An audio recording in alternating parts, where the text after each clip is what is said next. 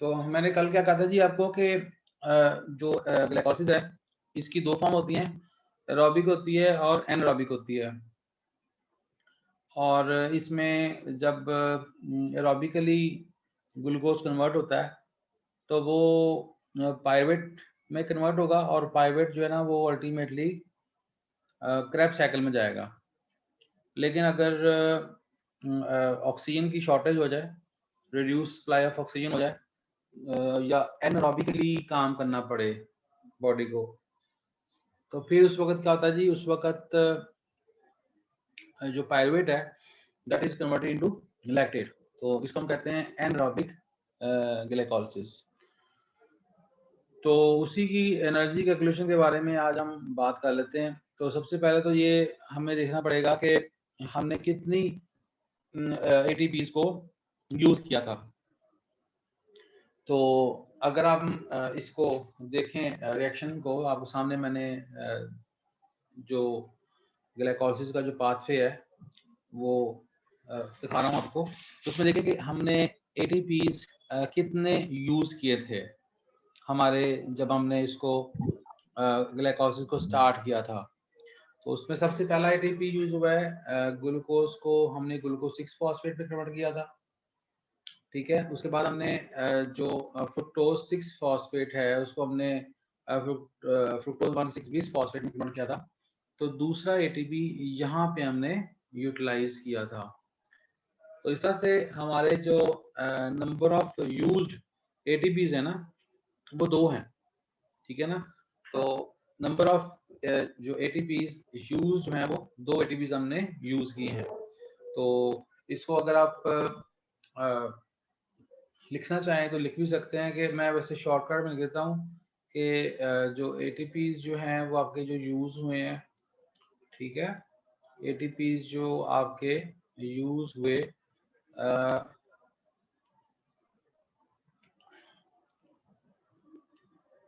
Mouse से लिखना जरा मुश्किल हो जाता है, लेकिन चलिए मैं उससे हमने 2 एटीपीज यूज किए।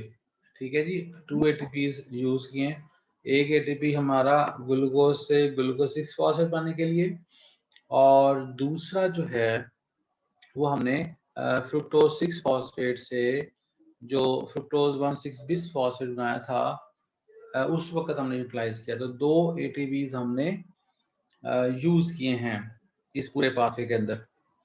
देन अब बात करते हैं कि हमने कितने प्रोड्यूस किए हैं या कितने हमें मिले हैं एटीपीज। ठीक है, तो उसमें अगर आप देखते हैं इसके अंदर, तो एक तो था सबस्ट्रेट लेवल फॉस्फोरिलेशन के बारे में आपको बताया था मैंने आपको।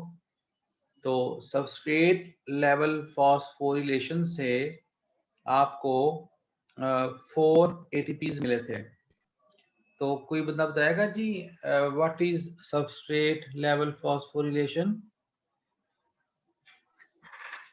हाँ जी, सबस्ट्रेट लेवल फॉस्फोरिलेशन क्या होती है जी? सर जब एक सबस्ट्रेट अपनी दूसरी किसी फॉर्म में चेंज हो जाए, जब एटीपी प्रोड्यूस ना हो रहा हो, तो उसे हम लोग सबस्ट्रेट लेवल फॉस्फोराइलेशन कहते हैं। हाँ जी, यानी कि उसको एटीपी बनाने के लिए हमने इलेक्ट्रॉन ट्रांसपोर्ट चेन को यूज नहीं किया, जो कि एटीपी प्रोड्यूस करने के लिए हमें रिक्वायर्ड होती है। बल्कि हुआ क्या है कि जब सबस्ट्रेट एक फॉर्म से दूसरी फॉर्म में कन्वर्ट हो रहा था, उसी दौरान ही उसकी जो आपकी एटीपी है उसकी फॉस्फोरिलेशन हो गई। ठीक है, और उसकी वजह से हमें जो रेडी टू यूज है ना वो एटीपीज हमें मिल गए। ठीक है, उस वाले से जो है इसको हम कहते हैं सबस्ट्रेट लेवल फॉस्फोरिलेशन। तो यहाँ पे अगर आप सबस्ट्रेट लेवल फॉस्फोरिलेशन से, मैंने आपको भी बताया कि हमने 4 एटीपीज हासिल किए हैं। तो वो कैसे हासिल किए हैं वो आपको मैंने अगर आप देखें, जब हमने 1,3 बिस फॉस्फोग्लिसरेट से 3 फॉस्फोग्लिसरेट बनाया था, तो उस वक्त भी हमारे पास एक एटीपी मिला था। ये वाला देखिए स्टेप नंबर 7 में। ठीक है, स्टेप नंबर 7 के अंदर आपने देखा है कि हमारे पास एक एटीपी हमारा ये मिला। देन जो आपका स्टेप नंबर 10 था जिसमें फॉस्फोइनोल पायरुवेट जो है वो कन्वर्ट हुआ था इनटू पायरुवेट, उसमें भी आपको एटीपी मिला था। और मैंने आपको कहा था जी कि ये पूरा का पूरा जो है ना ये जो आपका ग्लिसरॉल्डिहाइड फॉस्फेट से लेके पायरुवेट और लैक्टेट तक जो है ना, ये मैंने आपको कहा था कि ये मल्टीप्लाई बाय 2 करना है इसको। जितनी चीजें भी बन रही हैं, लग रही हैं, इस्तेमाल हो रही हैं, वो सारी की सारी जो है ना वो मल्टीप्लाई बाय 2 हैं, ठीक है ना। तो उसी रेफरेंस से हमारे पास कितने एटीपीज आए हैं, हमारे पास यहाँ पे 2 एटीपीज बन रहे हैं, ठीक है ना। 2 एटीपीज यहाँ पे बन रहे हैं 7th और 10th पे, लेकिन चूंकि ये वाला जो प्रोसेस है ये डुप्लीकेट है, ये डबल है, इसलिए जितनी भी चीजें यहाँ पे बनेगी वो डुप्लीकेट बनेगी, ठीक है। मेरी बात फॉलो कर रहे हैं सारे कि नहीं फॉलो कर रहे हैं? हाँ जी, पता लग गया मैंने क्या कहा? अच्छा ठीक है। तो सबस्ट्रेट लेवल फॉस्फोरिलेशन से आपको टोटल जो है ना वो 4 एटीपी मिले हैं, ठीक है। सबस्ट्रेट लेवल फॉस्फोरिलेशन से आपको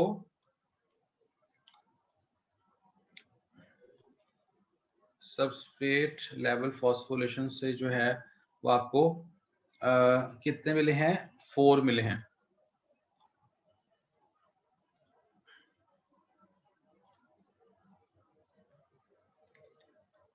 इसको शॉर्ट में लेता हूँ, SLP लेता हूँ। सबस्ट्रेट लेवल फॉस्फोरिलेशन से आपको मिले हैं 4 एटीपीज, ठीक है जी। 4 एटीपीज आपको मिले। अच्छा, इसके अलावा आपने देखा कि जब हमने ग्लिसरॉल्डिहाइड 3 फॉस्फेट को कन्वर्ट किया था इनटू 1,3 बिस फॉस्फोग्लिसरेट में, तो उस वक्त एक ना NADH प्रोड्यूस हुआ था, ठीक है। तो NADH के बारे में मैंने आपको बताया था कि ये आमतौर पे 3 ATPs के इक्वल होगा, ठीक है। तो 3 के बराबर है। तो हमें कितने मिले हैं यहाँ पे NADH? यहाँ पे NADH कितने मिले हैं? 1 मिले कि 2 मिले हैं इस स्टेप में? स्टेप नंबर 6 में कितने NADH मिले हैं जी? सर 2 हाँ जी, मिले हैं। हाँ 2 मिले हैं ना। तो उस हवाले से हमें अगर 2 मिले हैं, 2 NADH मिले हैं यहाँ पे, ठीक है। अगर ये 2 NADH हैं तो एक NADH जो है वो 3 ATPs देता है इलेक्ट्रॉन ट्रांसपोर्ट चेन के अंदर, ठीक है। तो इसका मतलब ये हुआ कि 2 से हमें 6 मिलेंगे, ऐसे ही जी? Yes sir. हाँ जी, 6 ATPs हमें मिल जाएंगे, 6 ATPs हमें मिल गए। अच्छा, इस तरह से हमारे पास ये टोटल आ गया। हमारे पास कितने हमने यूज किए थे, कितने प्रोड्यूस किए हैं। तो टोटल जो आपने प्रोड्यूस किए हैं, टोटल जो आपने जो प्रोड्यूस किए हैं वो कितने हो गए? मैं यहाँ पे इसको टोटल प्रोड्यूस जो हैं वो आपके 10 हो गए सर। 6 और 4 10 हो गए, ठीक है जी। ओके जी। अच्छा, और अगर हम नेट देखते हैं तो नेट हमें कितने मिले हैं? नेट ATPs हमें कितने मिले हैं?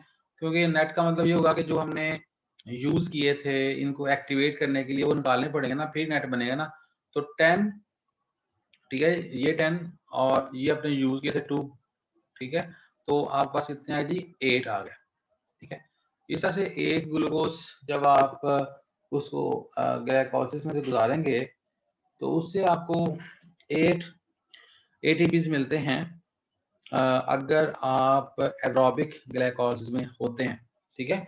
एरोबिक ग्लाइकोलिसिस में अगर आप होते हैं तो आपको नेट ATPs जो है ना वो 8 मिलेंगे। 8 ATPs आप हासिल कर सकते हैं इससे, ठीक है।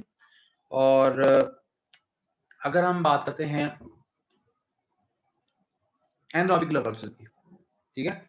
तो एनारोबिक ग्लाइकोलिसिस में हमने क्या किया था?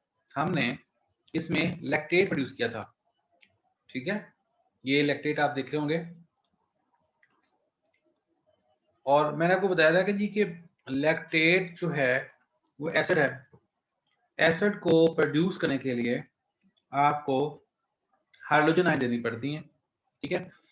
तो वो जो हाइड्रोजन आयन है वो हमें कहाँ से मिल सकती हैं? वो हमें कहाँ से मिल सकती हैं जी?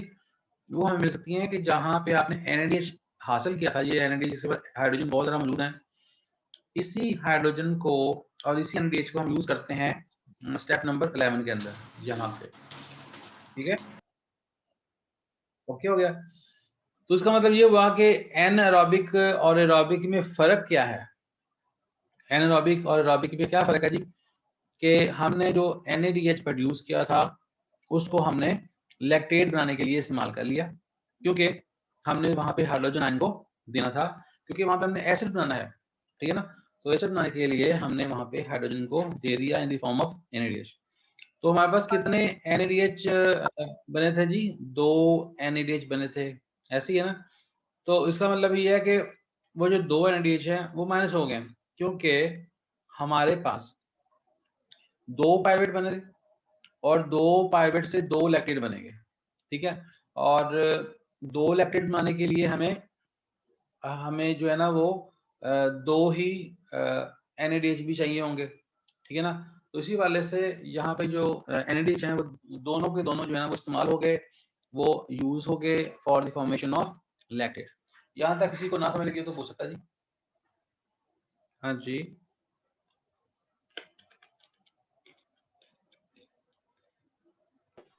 हाँ जी, समझ लगी है?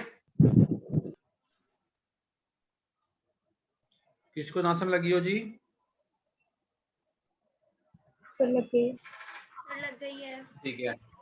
अच्छा, तो अब ये एरोबिक में आपने 8 ATPs बनाए और एनारोबिक में आपके पास सिर्फ ये वाला काम खत्म होगा कि ये 6 वाला काम खत्म हो गया, यानी कि जो आपको 6 ATPs आ रहे थे फ्रॉम NADH वो माइनस हो गए।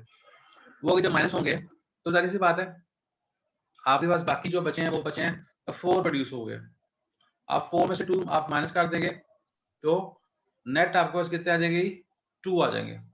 इसका मतलब ये हुआ कि एनारोबिक ग्लाइकोलिसिस में आपको 2 ATPs मिलेंगे, एरोबिक के अंदर आपको 8 ATPs मिलेंगे, ठीक है। तो इस तरह से ये हमने एनर्जी कैलकुलेशन की है ग्लाइकोलिसिस की, कि किस तरह से जो है ना हम जो है वो जो क्या कहते हैं हासिल करते हैं एटीपीज, कितने हासिल करते हैं, अगर एरोबिक होगी तो कितने होते हैं, एनारोबिक होगी तो कितने होते हैं। और ये जो लैक्टेट है इसको दोबारा से हम कन्वर्ट कर सकते हैं इनटू ग्लूकोज और उससे अल्टीमेटली फिर दोबारा हम एटीपी बना सकते हैं, लेकिन ये कैपेसिटी लिवर के पास होगी, ठीक है। Liver has a capacity to convert lactate back into glucose और उससे फिर दोबारा से वो एटीपीज बना सकता है।